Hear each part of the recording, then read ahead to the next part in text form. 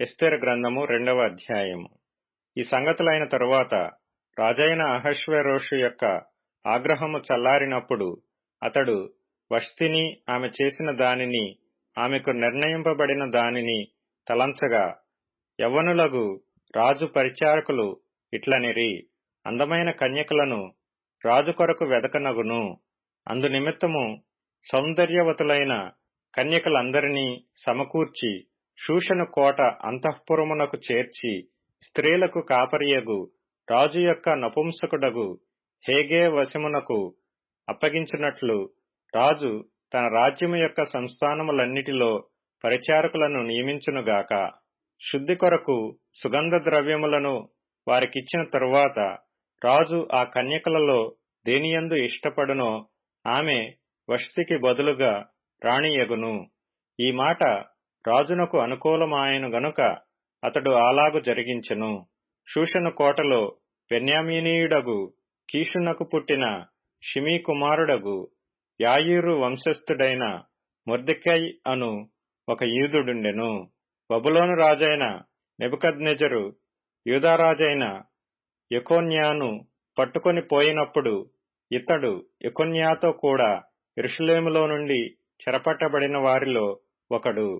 తన పినతండ్రి కుమార్తె అయిన హదస్సా అను ఎస్తేరు తల్లిదండ్రులు లేనిదైయుండగా అతడామెను పెంచుకొనెను.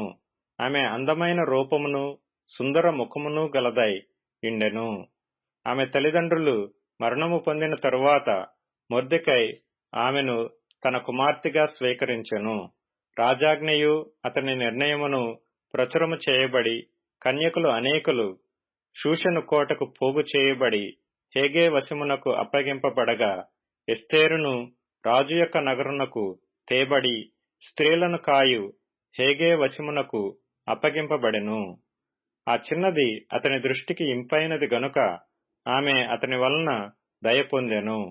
కాబట్టి ఆమె పరిమళ క్రియల కొరకైన వస్తువులను, ఆమెకు కావలసిన భోజన పదార్థములను రాజు ఇంటిలో నుండి ఆమెకు ఇయ్యదగిన 7 ఆడపిల్లలను అతడు ఆమెకు త్వరగా ఏర్పరచి, ఆమెను ఆమె చెలికత్తెలను అంతఃపురములో అతి శ్రేష్టమైన స్థలమందుంచెను. మొర్దెకై నీ జాతిని నీ వంశమును కనుపరచకూడదని ఎస్తేరునకు ఆజ్ఞాపించియుండెను గనుక ఆమె తెలుపలేదు. ఎస్తేరు ఎలాగుండెనో అదియు ఆమెకేమి సంభవించునో అదియు తెలుసుకొనుటకై అంతఃపురము యొక్క ఆవరణము ఎదుట ప్రతిదినము మొర్దెకై తిరుగులాడుచుండెను. 6 మాసములు గోపరస తైలముతోనూ 6 మాసములు సుగంధ వర్గములతోనూ స్త్రీల పరిమళ క్రియల కొరకైన మరి వేరు పదార్థములతోనూ స్త్రీలు పరిమళ క్రియలు ముగించి రాజునద్దకు పోవు వారు 12 మాసములైన తరువాత రాజైన అహష్వేరోషు నద్దకు వెళ్ళుటకు ఒక్కొక్క చిన్నదానికి వంతు వచ్చినప్పుడు ఒక్కొక్క చిన్నది రాజునద్దకు ఆ విధముగా పోవుచుండెను. ఏమనగా ఆ తీరున వారు పరిమళ క్రియలు చేయు కాలము సంపూర్ణమగుచుండెను. మరియు అంతఃపురములో నుండి రాజు ఇంటిలోనికి వెళ్లవలసిన సమయమందు ఆమె ఏమేమి కోరునో అది అట్టి స్త్రీకి ఇయ్యబడుట కద్దు. సాయంత్రమందు ఆమె లోపలికి వెళ్లి మరుదినము ఉపపత్నులను కాయు రాజు యొక్క షండుడైన షేష్గజు అను అతని వశములోనున్న 2వ అంతఃపురమునకు తిరిగి వచ్చును. ఆమె యందు రాజు సంతోషించి ఆమెను పేరు పెట్టి పిలిచితేనే గాని ఆమె రాజునద్దకు మరలా వెళ్లకుండెను. మొర్దెకై తన కుమార్తెగా స్వీకరించుకొనిన తన పినతండ్రి అయిన అబీహాయిలు కుమార్తెయగు ఎస్తేరు రాజునద్దకు వెళ్ళుటకు వంతు వచ్చినప్పుడు స్త్రీలను కాయు రాజు యొక్క షండుడైన హేగే నిర్ణయించిన అలంకారము గాక ఆమె మరి ఏమీయూ కోరలేదు. ఎస్తేరును చూచిన వారందరికీ ఆమె యందు దయ పుట్టెను. ఈ ప్రకారము ఎస్తేరు రాజైన అహష్వేరోషు ఏలుబడియందు 7వ సంవత్సరమున టెబేతు అను 10వ నెలలో రాజనగరులోనికి అతని యొద్దకు పోగా, స్త్రీలందరికంటే రాజు ఎస్తేరును ప్రేమించెను. కన్యలందరికంటే ఆమె అతని వలన దయాదాక్షిణ్యములు పొందెను. అతడు రాజ్య కిరీటమును ఆమె తల మీద ఉంచి ఆమెను వష్టికి బదులుగా రాణిగా నియమించెను.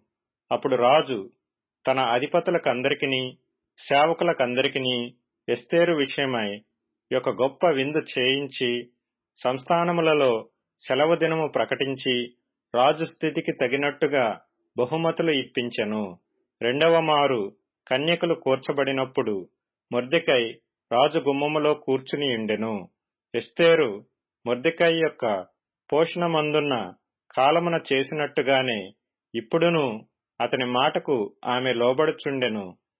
గనుక మొర్దెకై తనకు ఆజ్ఞాపించిన ప్రకారము ఎస్తేరు తన జాతినైనను తన వంశమునైనను తెలియజేయకయుండెను. ఆ దినములలో మొర్దెకై రాజగుమ్మములో కూర్చునియుండగా రాజు యొక్క ఇద్దరు షండులైన బిగ్తాను తెరెషు అను ద్వారపాలకులు కోపగ్రస్తులై రాజైన అహష్వేరోషును చంపుటకు ఆలోచించుకొనియుండిరి. ఈ సంగతి మొర్దెకైకి తెలియబడినందున అతడు దానిని రాణి అయిన ఎస్తేరుతో చెప్పెను. ఎస్తేరు మొర్దెకై యొక్క పేరట రాజునకు దాని తెలియజేసెను. ఈ సంగతిని గూర్చి విచారణ కాగా అది నిజమాయెను. అందుచేత వారిద్దరును ఒక చెట్టుకు ఉరితీయింపబడిరి. ఇది రాజు ఎదుటనే రాజ్య సమాచార గ్రంథమందు వ్రాయబడెను.